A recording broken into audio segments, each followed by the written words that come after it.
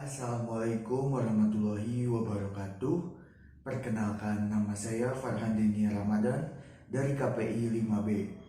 Dari video yang bertajuk Etika Khotib menurut Imam Al-Ghazali, saya akan mencoba menganalisis dan menjawab pertanyaan-pertanyaan yang telah diberikan.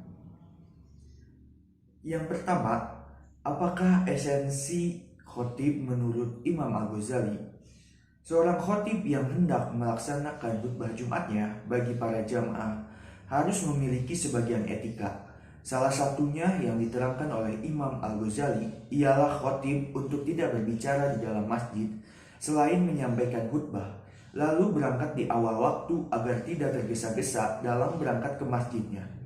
Sebagian etika khotib berdasarkan Imam Ghazali mempunyai poin yang sangat penting dilaksanakan oleh para khotib yang akan menyampaikan khutbah Jumatnya. Esensi dari etika khotib berdasarkan Imam Ghazali yakni agar khotib dan para jamaah bisa dapat saling menghormati ketika berada di dalam masjid, terlebih dalam pelaksanaan sholat Jumat. Yang kedua, apa saja unsur-unsur utama etika dalam proses kegiatan khitbah yang harus dimiliki seorang khotib dan jamaah?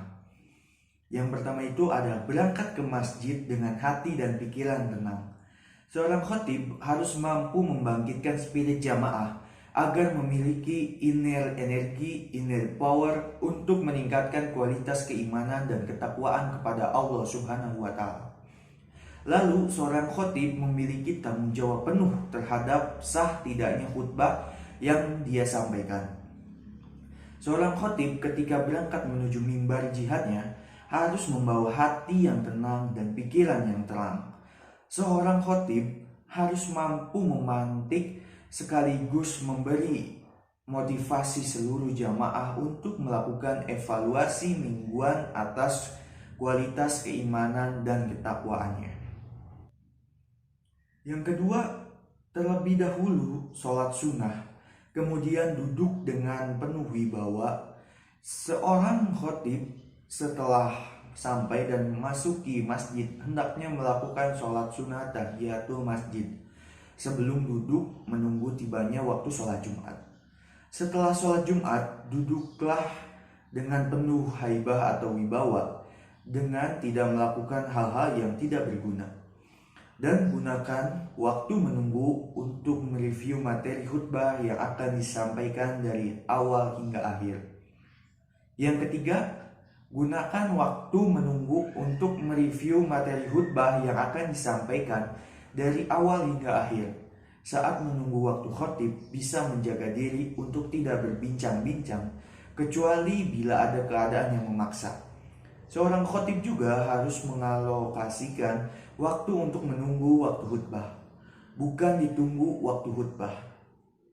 Yang keempat, menerapkan penyampaian dari khutbah Jumat tersebut di kehidupan sehari-hari agar diri kita menjadi lebih baik lagi ke depannya.